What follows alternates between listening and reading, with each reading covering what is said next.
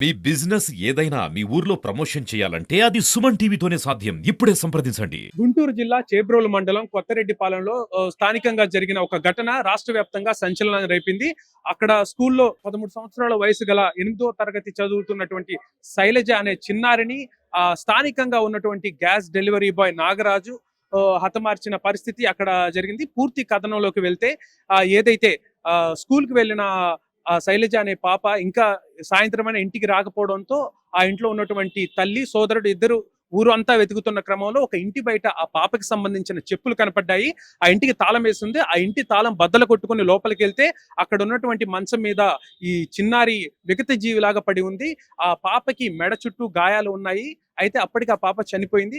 ఆ పాపకి post mortem నిమిత్తం గుంటూరు జీజీహెచ్ కి తరలించారు. పోస్ట్ మార్టం అయితే తప్ప అసలు పూర్తి వివరాలు బయటకు వచ్చే పరిస్థితి లేదు. ఈ పోస్ట్ మార్టం మరి కాసేపట్లో ముగుస్తుంది. ముగిసిన తర్వాత ఆ పాపకి ఏం జరిగిందని తెలియాల్సి ఉంది. అయితే స్థానికుల కథనం ప్రకారం అక్కడ ఉన్నటువంటి గ్యాస్ డెలివరీ బాయ్ నాగరాజు ఆ కుటుంబం మీద ప్రత్యేకంగా కక్ష గట్టి ఆ పాపని టార్గెట్ చేసి స్కూల్ నుంచి ఇంటికి వెళ్తున్న క్రమంలో లేదంటే ఇంటి నుంచి స్కూల్కి వెళ్తున్న క్రమంలోనూ ఆ పాపని తీసుకెళ్లి ఇలాంటి అఘాయిత్యానికి ఒడిగట్టారని చెప్పేసి వాళ్ళు అనుమానిస్తున్న పరిస్థితి. అయితే ఇక్కడ వారి కుటుంబ సభ్యులు ఉన్నారు. వారితో మాట్లాడి అసలు ఏం జరిగిందో పూర్తి వివరాలు తెలుసుకునే ప్రయత్నం చేద్దాం. ప్రస్తుతం మనతో పాటు మరేరాజు ఏదైతే ఆ చిట్టుతల్లి శైలజ వాళ్ళ అన్న ఒకటే స్కూల్ చదువుతున్నారు ఇద్దరు. సో అసలు ఏం జరిగింది అనేది తన మాటలో ఒకసారి విందాం. బ్రదర్, ఏం జరిగింది మరి? ఎంత టైం అయింది అప్పటికి? అప్పుడు 4 అయింది. కరెక్ట్ 4ంటికి పడదు. డైరెక్ట్ స్కూల్ నుంచి ఇంటి దగ్గరికి వచ్చేసాం. 4 అయింది. 4 అంగల్ అమ్మని అడిగా, రాలేదరా అంది. రాలేదా అన్న. గబాబు సైకిల్ బ్యాగ్ ఇంటికాడ పెట్టేసి గబాబు వచ్చి ఇటు ఈ మధ్యలో ఎత్తుకుతుంటే ఆ అమ్మాయి చెప్పులా పడ్డాయి. ఆ చెప్పులు చూసి ఆ ఇంట్లోకి వెళ్ళి చూస్తే అమ్మాయి ఆడ తిరిగి పనుకుంది. అంటే తాళం వేసిందా ఇంటికి? తాళం వేసిందని ఆ పక్కకి వెళ్ళి కిటికీలో చూస్తే కిటికీలో అమ్మాయి ఆడ తిరిగి పనుకుంది. గబాబు వెళ్ళి తాళం పెట్టి అమ్మాయిని లేపి మొహం అంతా నల్లగా మొహం మీద ఘాట్లు పడండి. ఇదే మెడ మీద ఘాటు పడిందని గబాబు ఇంట్లో వాళ్ళకి ఫోన్ చేసి పిలిపించారు. అందరం పిలిపించి అప్పటికి పాప చనిపోయిందా? చనిపోయింది. బాగా నీలికిపోయింది. అంటే స్కూల్లో ఏ టైం కి పాప ఇంటికి వచ్చింది అంటారు?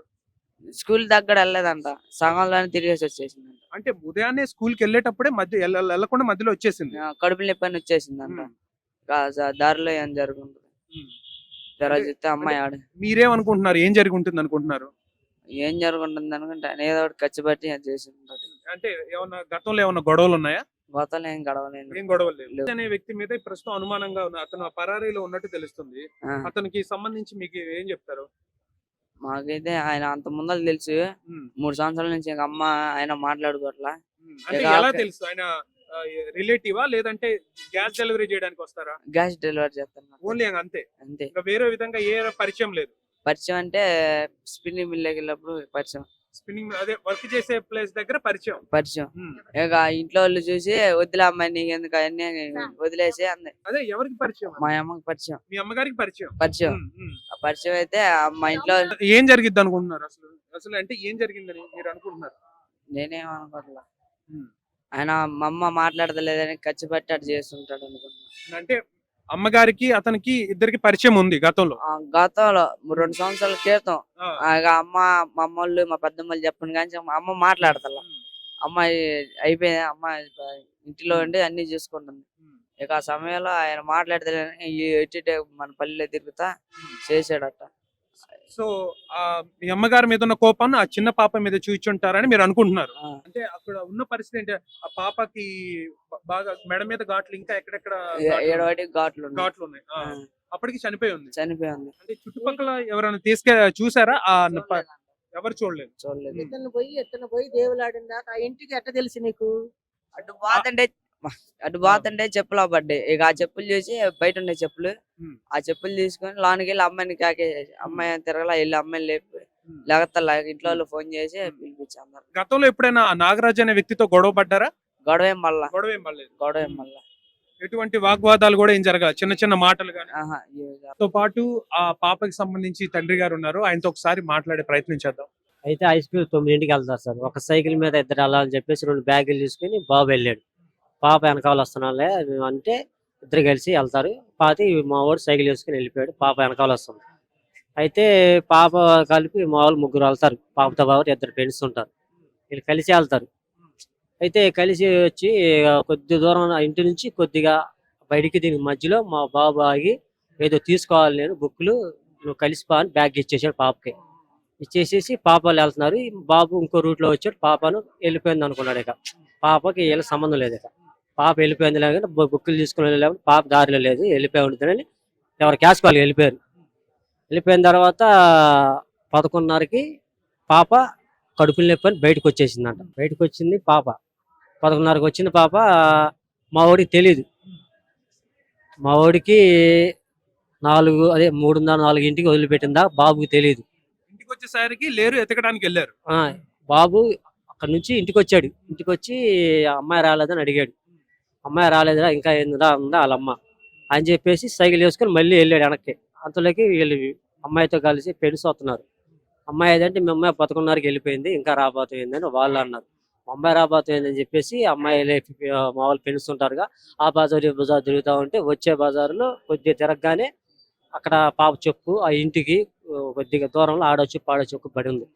ఇంకా అది చూసేసేసి ఇక బాబు లెగెత్తుకుంటా ఆ ఇంటి వైపు వెళ్ళాడు. ఆ ఇంటికాడికి వెళ్ళి చూస్తే తాళం వేసి ఉంది, ఇంటికి తాళం వేసి ఉంది అని చెప్పేసి ఇంట్లో చూస్తే దగ్గరికి వెళ్ళి చూస్తే ఫ్యాన్ తిరుగుతుంది. అది తలుపు కాడికి వెళ్ళి ఫ్యాన్ తిరుగుతుంది. ఇంట్లోకి వెళ్ళేవాడు ఫ్యాన్ ఆపుతాడు కదా, ఎందుకు ఫ్యాన్ ఆపలే అని చెప్పేసి వెనకమాల నుంచి వచ్చి కిటికీకి నైట్ వేసుకొని కిటికీలో కొని చూసాడు. అమ్మాయి ఇట్లా పనుకొని ఉంది, పాప నోరు వేసుకొని. ఇక బాబు ఇక అమ్మాయి ఏంది ఎట్లా పడిపోయింది అని చెప్పేసి కేకలేసాడు, నుంచొని కేకలేసిన పాప ఉలికి పలుకు లేదు. బాబుకి అర్థం కాక ఇక తిరిగి వచ్చేసి రాయి తీసుకొని ఆ తాళం పగలు కొట్టేసి పాప దగ్గరికి వెళ్ళి కేకలు వేసుకుంటా లేపి పాప లేకపోలేకే ఇక వాళ్ళ అమ్మకి వాళ్ళు ఫోన్ చేసి తీసుకొచ్చేసి బయట పడుకోబెట్టారు. అది జరిగిన 1 గంటకి నాకు ఫోన్ కలిసి నేను పని నుంచి వచ్చే లోపల ఆల్రెడీ పిల్ల చనిపోయిన ఆరంభ దాంట్లో వెళ్తుంటే నేను వచ్చిన 1 గంటకి ఇక ఇవన్నీ చేస్తామని లేక పాపని అడిగితే ఆరంభం చనిపోయి ఛాన్స్ అయిపోయింది అని చెప్పి. ఆ ఇల్లు నాగరాజు అనే వ్యక్తిది. నాగరాజు అనే వ్యక్తి అద్దె ఉంటాడు. ఇప్పుడు అతనితో మీకు ఏమన్నా సమస్యలు సార్? లేదు సార్, ఏమి లేవు. ఏమీ లేదు. అంటే బడికెళ్ళి వాడు ఆ పాప వెళ్ళే రూట్ అనేది ఆ పాప అంత చూసి ఏమన్నా అటు చేయాలనుకొని పాప ఒక్కతే రావటం చూసి 2-3 కలిసి వెళ్తారు రోజు. అదే ఇప్పుడు ఏంటంటే కక్ష సాధింపు కోసం చేసినట్టు కనపడుతుంది. కష్ట అదేం లేదు సార్. కొట్టుకుంటే అసలు ఎందుకు ఇలా జరిగింది, మా అమ్మాయి దగ్గరికి నువ్వు ఎట్లా చేయాల్సి వచ్చింది, అసలు ఏంటి అని అది నాకు తెలియాలి. ఓకే అండి, ఇప్పుడు అధికారులని పోలీసు అధికారులని మీరు ఏం కోరుకుంటున్నారు?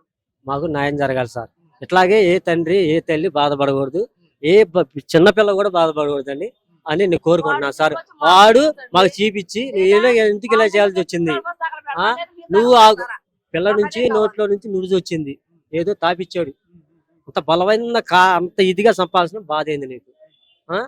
అసలు విషయం లాంటిది ఏదైనా ఇచ్చాడు అని మత్తు మందు లాంటి నుంచి పెట్టు, అదే తెల్లగా నురుజు అవన్నీ వస్తుంది. అంటే నేను చూసి చెబుతున్నా సార్. అయితే అట్లాగా వాడు చేయాల్సిన కారణం ఏంటి, పాప ఏంది అలా చేసావు ఏంది అయినా పాప అంతమంది ఇళ్ళ పక్కన ఉన్నారు, ఈ లాక్కెళ్ళేదాకా అంత ఇదిగా ఉండాల్సిన ఇదేంది, అసలు ఏదో జరిగింది సార్. వాడిని తీసుకొస్తే గానీ అది నాకు నిజంలో బయటపడింది. మా కళ్ళ ముందు జరిగింది అయితే వాస్తవాలు ఇవి. ఇట్లా ఏ తల్లికి ఏ తండ్రికి ఇట్లా జరగకూడదు. ఏ బిడ్డ నా బిడ్డలాగే ఏ తండ్రి బాధకూడదు నేను నేను మాత్రం చెప్పండి. మీకు ఎటువంటి వాడు చంపితేనే ఈ మీడియాలో తెచ్చి మమ్మల్ని పెట్టొద్దు, అదే మమ్మల్ని పెట్టొద్దు. వాడిని సాయంత్రం చంపాలా, వాడు చంపితేనే మేము ఆ పిల్లలు మట్టి చేస్తాం, వాడు చంపితేనే మా పిల్లలు బాడీ తీసుకెళ్తాం, మళ్ళీ రోడ్డు కట్టం పెడతాం. అది చెప్తున్నాం మేము, ఇదే మాట. మళ్ళీ 24 గంటల్లో రాత్రి నుంచి తెలియలేదు కాబట్టి వాడిని సాయంత్రం లోపు వాడిని ఇక్కడ తీసుకొస్తారా, చచ్చిపోయిన సంగతి తెలిసిందేనే మా పిల్లలు మట్టి చేస్తాం, లేదా రోడ్డుకి అడ్డంగా మెట్టి చేసేస్తాం. ఇదే మా శాసనం. గతంలో ఏ గొడవలు లేవు, ఎలాంటి సంబంధం లేదు, అది మాకు ఎలాంటి సంబంధం లేదు. ఆయన ఆడు కూడా మేము మాకు సంబంధం లేదు. మేము తలా ఊర్లో ఉండేవాళ్ళమే, వీడు అత్తగారు ఇంట్లో ఉంటున్నాడు. ఆడు ఏం జరిగిందో మాకు విషయం తెలియదండి. వాళ్ళు ఊరు వాళ్ళని పట్టుకోవాలా, వీడి పళ్ళాన్ని పట్టుకోవాలా, వాడు కొడుకుని పట్టుకోవాలా, వాటిని పట్టుకోవాలా. ఆరమాకండి, మా కడుపు మాట మాకు. అమ్మగారు ఆ పాప అమ్మగారు ఎక్కడ ఉన్నారు? అది ఆడందో మాకు తెలియదు అండి. దాని రాత్రి పోలీసు దెబ్బ బండి కూడా దాటేసారు. దాని పని మేము చూసుకునే వాళ్ళమే కదా, దాన్ని ఎందుకు కార్లు సోట్లు పెట్టారు. అది చెప్పి నిజంగా ఎక్కించేవాళ్ళం దాని చేత మేము. దాని సంగతిగా లేకపోతే ఇంకేదైనా విషయమా, పిల్ల మీద పగబట్టి చేశాడా, దాని మీద పగబట్టి చేశాడా, మాకు నిజం తెలియాలి కదా. దాన్ని ఎందుకు దాచి పెట్టారు? మమ్మల్ని ప్రతి ఒక్కరు మాట్లాడి మమ్మల్ని తీసుకొచ్చి పెడుతున్నారు. ఇక్కడ పెట్టొద్దు. ఎలాంటి మా పిల్లలు న్యాయం చేయండి. ఇది కుటుంబ సభ్యుల కథనం ప్రకారం ఏదైతే నాగరాజ్ అనే వ్యక్తి, అతను గత 3 సంవత్సరాలుగా ఆ కుటుంబానికి పరిచయం ఉన్న వ్యక్తే. అయితే ఆ నాగరాజుకి ఆ కుటుంబానికి సంబంధించి చిన్న చిన్న గొడవలు అయితే జరిగాయని చెప్పేసి అక్కడ ఉన్నటువంటి స్థానికంగా ఉన్న వారి కథనం ప్రకారం, అయితే దాన్ని కక్షపూరితంగా తీసుకొని ఈ పాపపై అఘాయిత్యం చేస్తుంటారని వాళ్ళు భావిస్తున్న పరిస్థితి. అయితే పోస్ట్ మార్టం జరుగుతుంది. పోస్ట్ మార్టం జరిగిన తర్వాత పూర్తి వివరాలు తెలిసే అవకాశం ఉంది. కెమెరామన్ మనోజ్ తో శివరాజ్ శంకర్, సుమన్ టీవీ, గుంటూరు.